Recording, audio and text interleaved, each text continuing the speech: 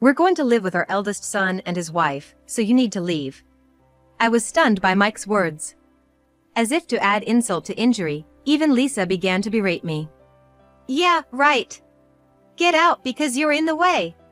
You freaking freeloader. I was left speechless. What's with these people? Don't they know their place? They better watch out. That's all I could think of in the moment. Oh, I get it. My feelings were one-sided. Mike doesn't care about me at all. That's why he can say such things to me without flinching. Why did I even put up with this? I should have just divorced him without a second thought. Then I wouldn't have had to feel this miserable. Oh, I can't take it anymore. By any means necessary, I'll make sure they understand where I stand. With that resolve, I found myself letting out a forced laugh. My name is Jennifer Wilson. I'm a 52-year-old working as a full-time employee at a certain food manufacturing company. Being a full-timer at this age, some people mistakenly think I'm single. But I'm not. I married Mike in my 20s and soon after, we had our son, Daniel. Now, Daniel is all grown up and even married.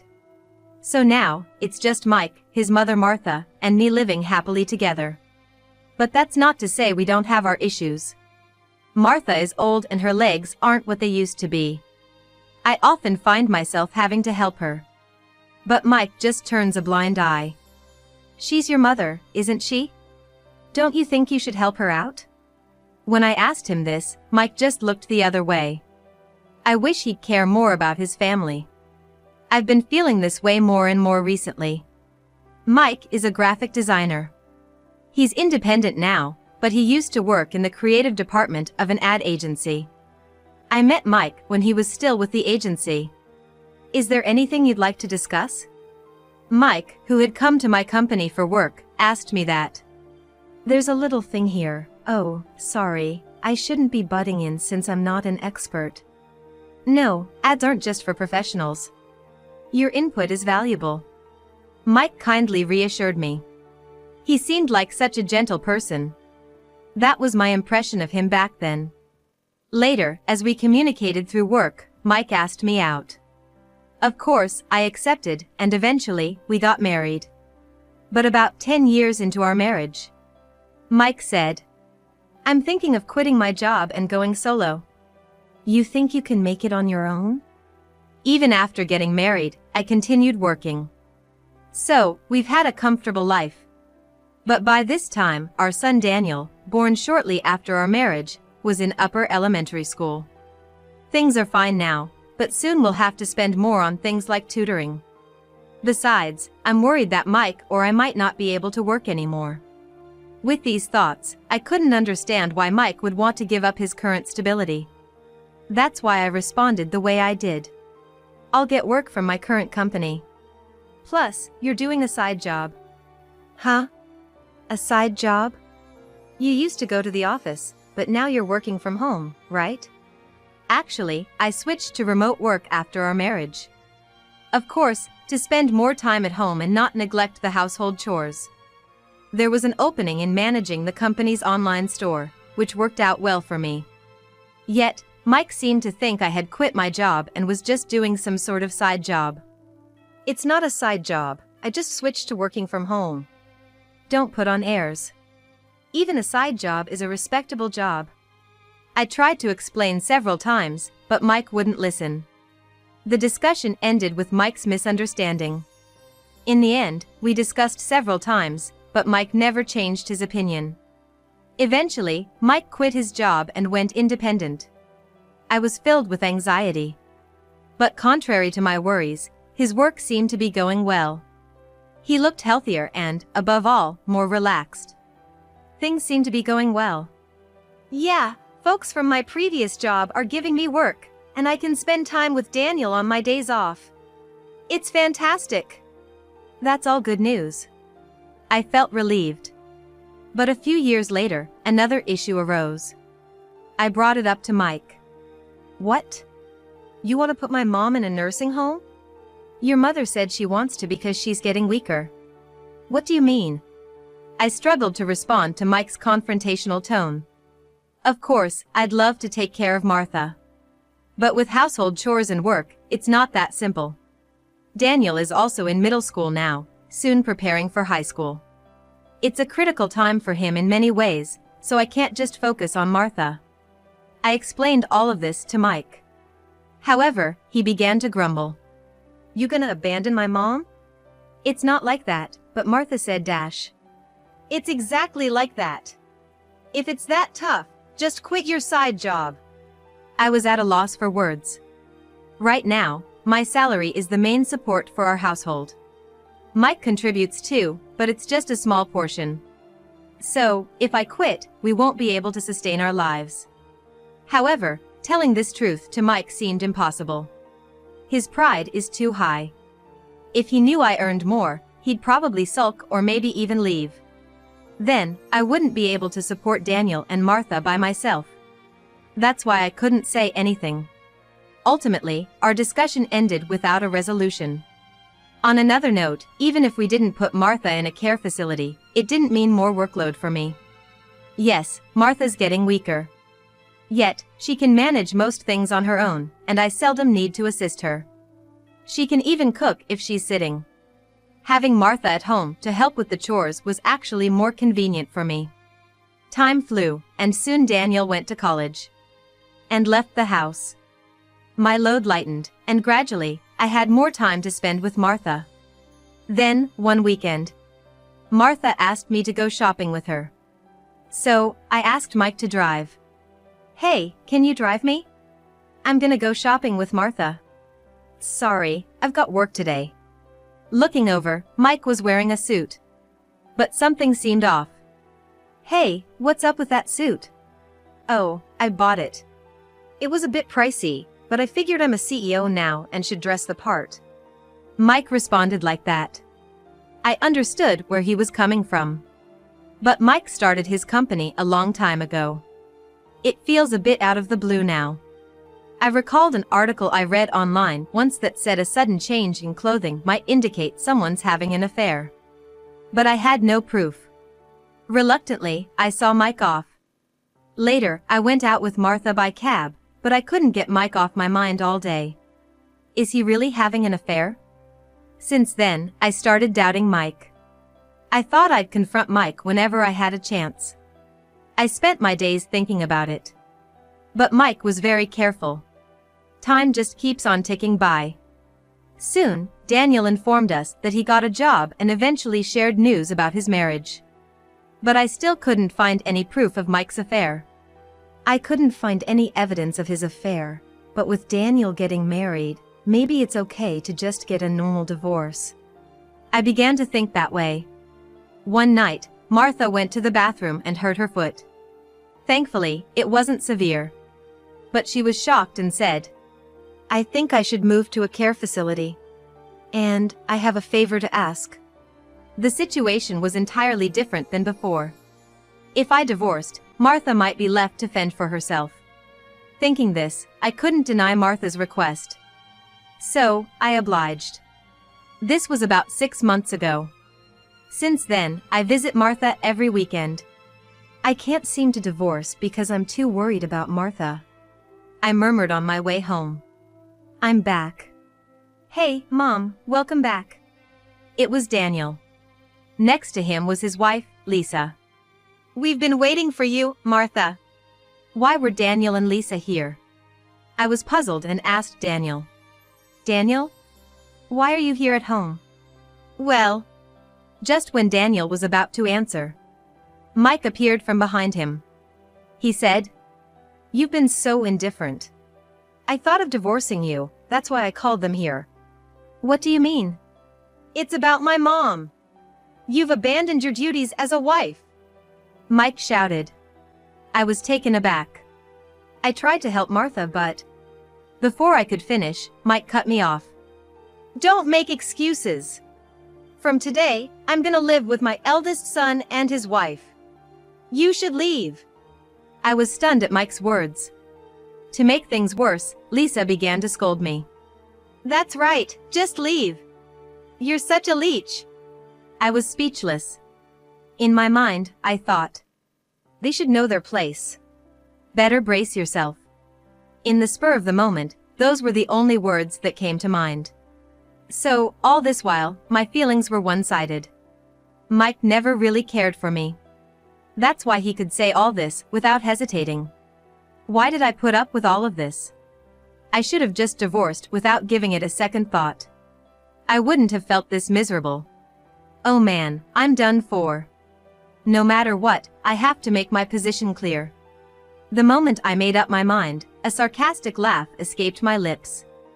Fine, I'll leave, I said as I walked past the three of them. I headed straight to my room. All I needed were some clothes and my work laptop. I also grabbed my bank book and a few valuables. I stuffed them into a travel bag. Are you really gonna divorce? Yeah, of course. I swiftly grabbed my bag. Then, after a moment of thought, I said to Mike, "You know, I'll divorce you amicably for $10,000. If you don't want that, I can get a lawyer and make it messy. It feels a bit cheap, considering the emotional damage he's done. But right now, I don't have the energy to fight with Mike. That's why I purposefully offered terms favorable to him. Why should I pay you anything? Because you've pushed me to the edge mentally. But still." I stared hard at Mike as he started to speak. Then, with a smirk, I told him, "So, should we involve lawyers? If you've been cheating, $10,000 won't cut it." "What?" "At least $30,000. If you've got nothing to hide, that should be okay, right?" Given Mike's nature, I knew he'd opt for the former. In a way, it was a risky gamble. Mike gritted his teeth in frustration. Seeing his reaction, I became certain. He definitely cheated. But I couldn't gather any evidence. So, I had to pretend I had some just to corner Mike even a little. "What will it be?" "If we get lawyers, I'll also claim damages for emotional distress inflicted on your lover, okay?" "Well, I really don't want to upset Martha, your mother. So, I don't want any complications." Hearing my words, Mike looked dejected. Then, begrudgingly, he replied, "Fine. I'll pay the $10,000 by the end of this week." "All right. I'll come by this weekend and we can discuss the divorce." I smiled and walked past Mike. Then, I left the house. I headed to a nearby cafe and started looking for an apartment I could move into immediately. After some searching, all I could find were weekly rentals. This will do for now. I reluctantly signed a lease for a weekly apartment and decided to stay there for the time being. And on the weekend, I headed to Mike's family home where he lives. When I rang the doorbell, Lisa poked her head out. "Hey, what brings you here?" "I came to get some of my stuff. Plus, there's the matter of the divorce and some other things." "Oh, is that so?" Lisa snorted dismissively. I couldn't help but wonder, why did Daniel ever marry a girl like this? I just couldn't help but wonder. But setting that aside, as I entered, Mike was waiting inside. There was an envelope on the table. "There's alimony inside." "Understood." Inside the envelope, there were stacks amounting to $10,000. I checked it and put it in my bag. "Well, I'll have the movers take out the rest of my stuff from the room." "Do as you please."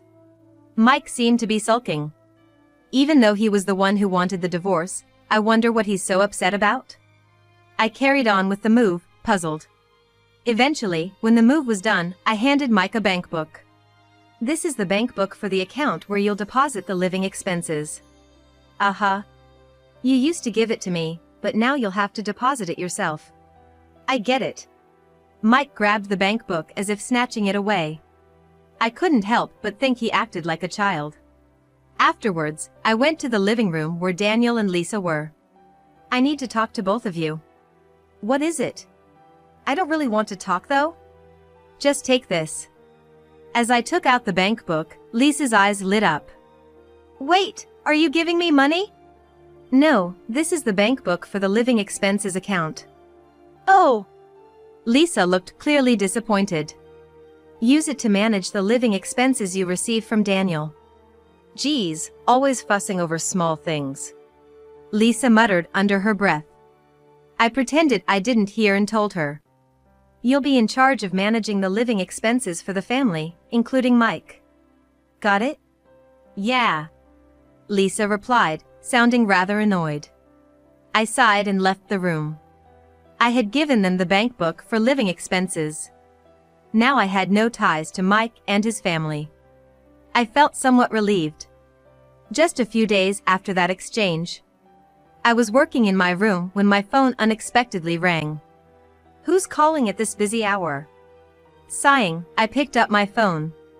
The screen displayed Daniel's name. Isn't he working right now? I checked the time. It was just past 10 a.m. It was too early for a lunch break, so maybe something urgent came up? With various thoughts running through my mind, I answered the call. Hello? What's up, Daniel? Mom! Where are you? I'm at home, what's wrong? As I replied, Daniel raised his voice even louder. The account's empty!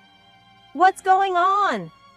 I momentarily pulled my phone away due to the loudness. I quickly put it back to my ear and asked, You mean the living expenses account I gave you? Of course! Why is it empty? How are we supposed to live like this? That makes sense. I had given it to him with a zero balance.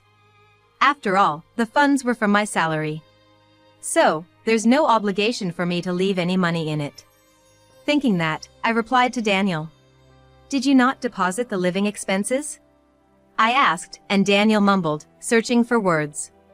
Strange, what's going on? I pressed him again. Didn't you put in the money for living expenses? I didn't. I thought Mom had deposited it.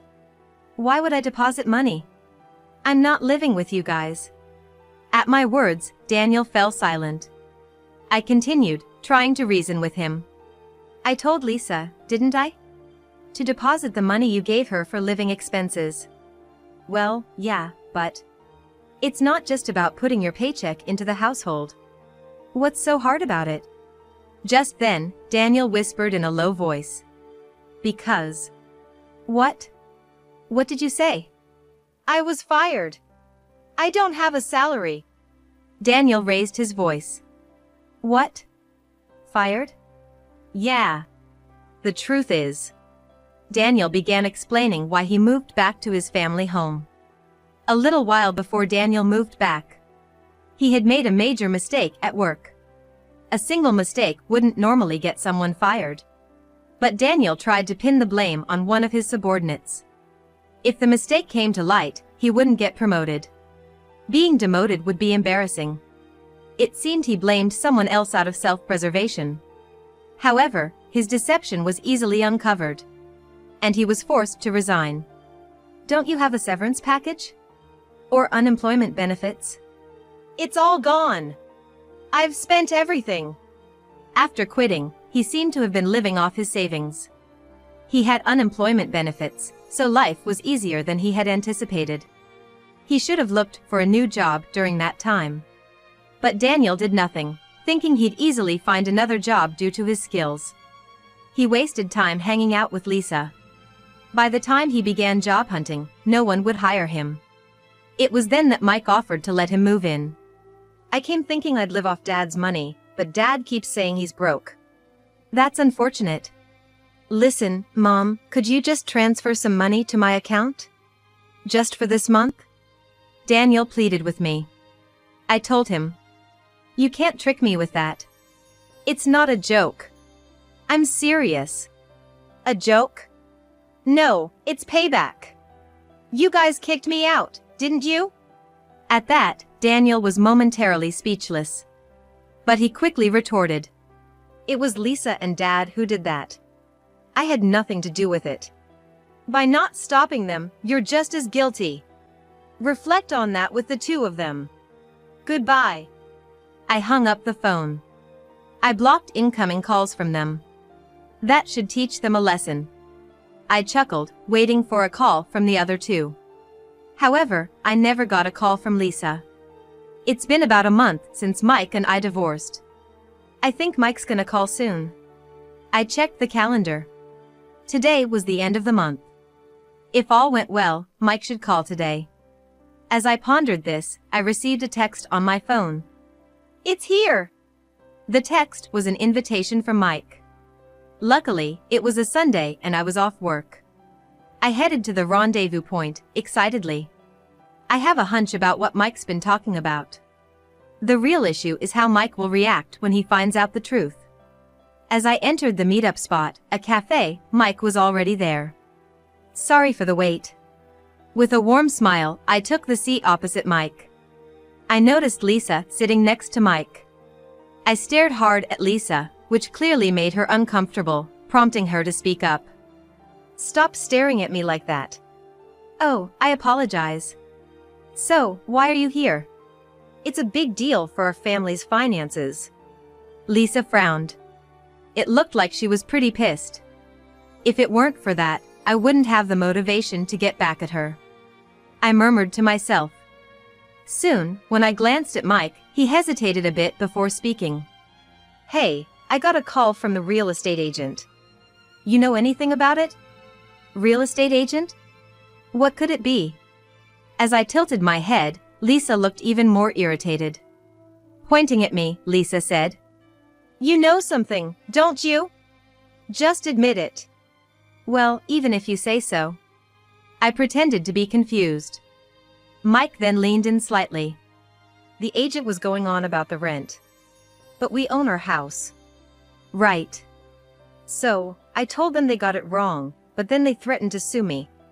Mike tapped the table with his fingers. He seemed quite agitated, so I decided to come clean.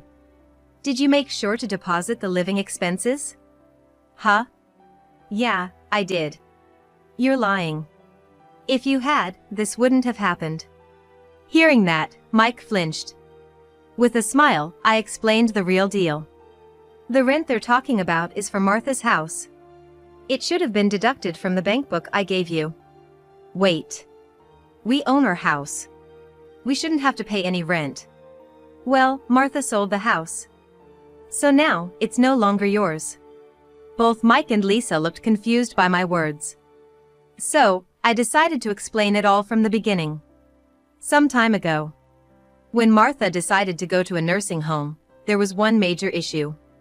Her monthly pension would cover the regular costs, but she couldn't afford the initial fees. So, I suggested a leaseback to Martha. With a leaseback, she wouldn't have to move and would get a lump sum. But, she would need to pay rent. That's why I used the $500 you put in the house for the rent. What about the living expenses then? I was covering all of it. By the way, it's $2,000 a month. Mike and Lisa were shocked. If you'd kept paying the living expenses, it would have been deducted as rent, and that would have been the end of it. But if you understand, make sure to deposit it promptly. And keep doing so. Seeing me smile, Mike started to panic. Something seemed off, and eventually, Mike confessed. Actually, my company went under. What? Why? Well, the thing is. Mike struggled to find his words. Then, Lisa, looking quite angry, pointed at Mike. It's because he cheated and was splurging on another woman. That's why the company went bankrupt. According to Lisa, Mike was using company funds to lavish gifts on his mistress. This eventually led to the company's bankruptcy. But he couldn't admit this to me. So, they hoped Daniel's income would help and called Daniel and his wife to stay at their family home. It's all your fault. It's not like that. I didn't. What do you mean it's Jennifer's fault? Stop blaming others. Both you and your son. Lisa's anger exploded. Eventually, they started arguing, so I quietly left the cafe. After that, both Mike and Daniel looked for new jobs. But it wasn't easy. As the deadline to pay the rent approached, they had no choice but to work part-time at a convenience store. However, Daniel couldn't stand being bossed around by younger students and quit soon after. Meanwhile, Mike, being teased for being in his 50s, stopped showing up for work. In the end, they both borrowed money from some shady lenders and were forced to work on a fishing boat to repay the debt. I heard they're up north catching crabs now. Lisa quickly gave up on the two of them. She left the house and initially returned to her parents' home. However, debt collectors came there too, and now she's apparently working hard in a bar. As for me, I'm enjoying living alone. I visit Martha from time to time and lead a fulfilling life. Martha often asks if I'm going to remarry, but I'm not in the mood right now. However, there's one staff member at the nursing home that has caught my eye. Martha seems to have noticed this, but I hope she just observes for a little while longer.